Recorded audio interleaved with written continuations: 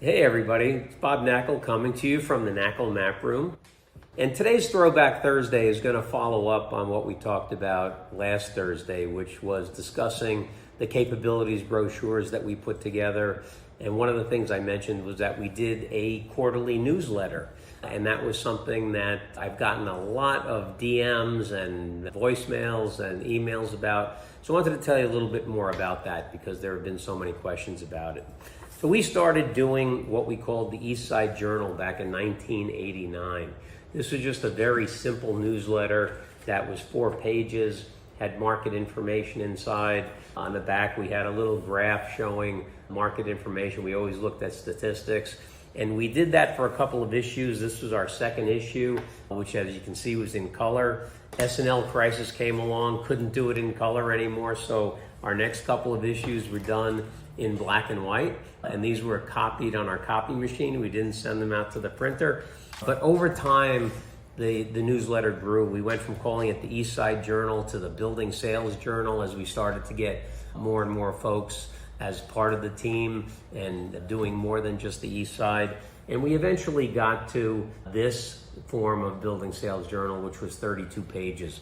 And in this newsletter, we always put information about what was happening with our transactions, an ad that we did for some of our activities. We did information on properties that we sold, a little write-up on each one. We actually sold ads to attorneys, title companies, mortgage brokers back in those days. We sold these ads for $5,000 a piece every quarter, and that helped subsidize some of the cost of this, which our circulation for this newsletter, as I mentioned, got up to over 320,000 people at its peak. But we included information on some of our teammates, information on sales that were going on in each borough. This is a summary with photos from our holiday party. These were photos from an award ceremony that we had recognizing our top producers. And then all the way in the back, of course, we had to have statistics. We looked at statistics, number of buildings sold, dollar volume of sales, what was happening in the different markets. And actually what happened with this, that just as we have disaggregated our capabilities brochure, where we used to have every property type in one book, and now we have books for different property types, we took all the statistical information out of the newsletter and created property sales reports. And all they were newsletters that just had information on market statistics. We did that borough by borough. And so we continued to do the newsletter as a separate item, and we did the property sales reports also. So we had 2 newsletters that we were doing each month or each quarter.